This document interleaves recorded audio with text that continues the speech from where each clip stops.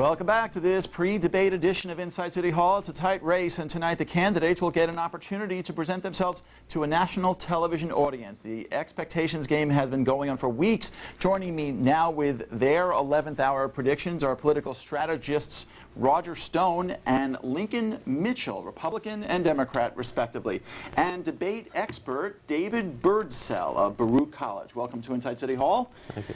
Professor Birdsell, this has been an event that Al Gore has spent 20 hours rehearsing for. George W. Bush has no doubt spent a lot of time himself. Can anything spontaneous happen tonight that can influence the vote, or is this also scripted, that it's just a kind of a show that's going to play itself out? Oh, something spontaneous certainly could happen, but it's somebody basically falling off of the script. There's remarkable unanimity about what each candidate needs to achieve, slightly different things in each case, but both of these guys are going to be in a very buttoned-down space tonight, trying desperately not to make a big mistake. Okay, let's go around the table very quickly. What do these candidates have to achieve tonight? Al Gore has to be able to attack George Bush with issues, but without ever directly attacking him and calling into question character issues or calling into question competence, which will push even further down expectations in this debate for George Bush. George Bush has to be able to show himself able to fill the suit of the presidency.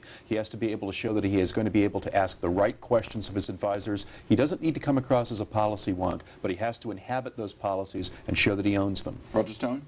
I think Governor Bush has got to show that he's eminently more likable, more of a regular person than Al Gore. He's got to show that he's got the adequate heft to be president, certainly, but I think he's got to look for that Reagan-esque quality of likability, trust, character, which has got to shine through the personality. And Gore has to not come across as too staged or too negative. He's a very tough debater. He can't come across too tough. Lincoln Mitchell? I think the Bush campaign has done a very good job of lowering the expectations for Bush, at the same time kind of declawing Gore, who is a very good debater, by spending at least probably the last 6 months talking about that the guy will do anything to get elected, that he's a great negative campaigner. So I think Gore's in a little bit of a tough position there. Really what I think Gore needs to and could accomplish here is to humanize himself a little more like he did with his convention speech. If he's able to do that, I think it's a success for the vice president. There's been so much attention paid to George W. Bush's grammatical slip-ups. If we see that tonight, what's the effect? And I think because we've seen him, you know, people make grammatical slip-ups. I think that the people who are aware of that aren't voting for Gore anyway. If he does something dramatic and, you know, liberates the people of Poland like Gerald Ford did, that's one thing. But, you know, his father had trouble using verbs and constructing sentences as well, and he became elected president of the United States. So, do you agree, Professor? I think so, except to the extent that it gets in the way of his ability to articulate his policy positions. Minor verbal slip-ups, that's not going to matter. An inability to explain will. Very interesting. Roger Stone, today's New York Times poll shows that there's much more skepticism among the public about George W. Bush's qualifications for the job than about Al Gore's qualifications. How does that play into what each candidate needs to do tonight? Well, I guess I would argue that the better-known candidate has more to lose here. In other words, Bush needs an opportunity to flesh out for the people and the voters who he is and what he's about. Gore is the more known commodity here, much like Nixon was in the '60 debate, and therefore has more at risk. Okay. Bush's themes over the last, how long has this election been going on for? 8 Several years, months. 12 years. I was trying to make my own little list of the themes he's used: compassionate conservatism, he's been a reformer with results, prosperity with a purpose. What is George W. Bush's message? What should we expect to hear tonight? I think that, again, he's done a good job of this because it's a tough message when things really are going so well, as was discussed in the earlier segment. I think if it's 1980 and you're Ronald Reagan, you know, you're running saying we got to make a change here. I think his message, a big part of his message is this character issue, and I think that character works when the economy's bad. Mm-hmm. It doesn't work when the economy's.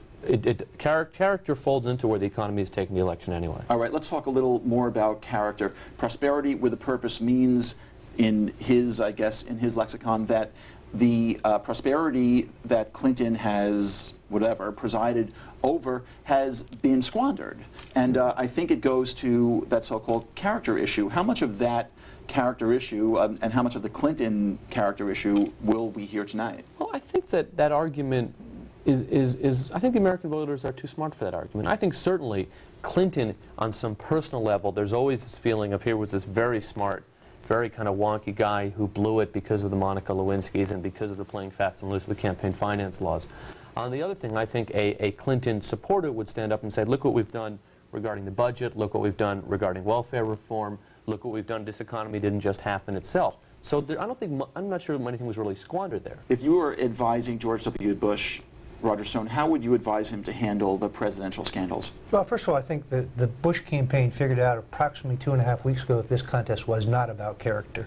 The people who think this is about character, there's about 45% of them. They voted for Bob Dole, they voted for Bush's father, and they'll vote for George W. Bush. You've seen a shift now to issues. Bush fighting out his tax plan vis-a-vis Gore's, his prescription drug plan vis-a-vis Gore's, his Social Security plan, and that, I think, will be the focus tonight. Anybody who cares about the Clinton scandals today, that's their motivating issue, is voting for George W. Bush. I think there's a big part of what you're saying is right about if you really upset with the scandals, you're definitely a Bush voter. But I think if you want to make this about the details of your tax plan, the details of your health care plan, of your drug plan, that's difficult because voters, again, I think are smart enough to know, you know what, none of these guys is going to go in.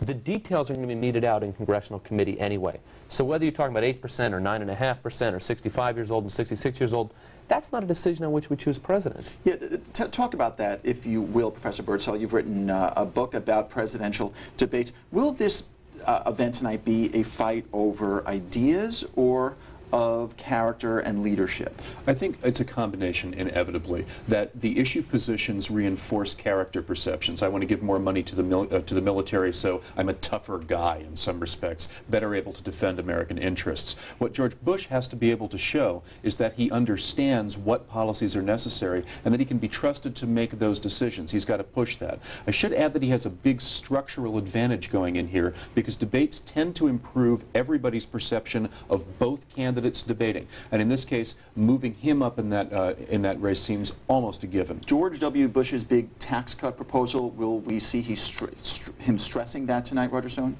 I think he has to. It's on the table. He's made it a centerpiece of his campaign.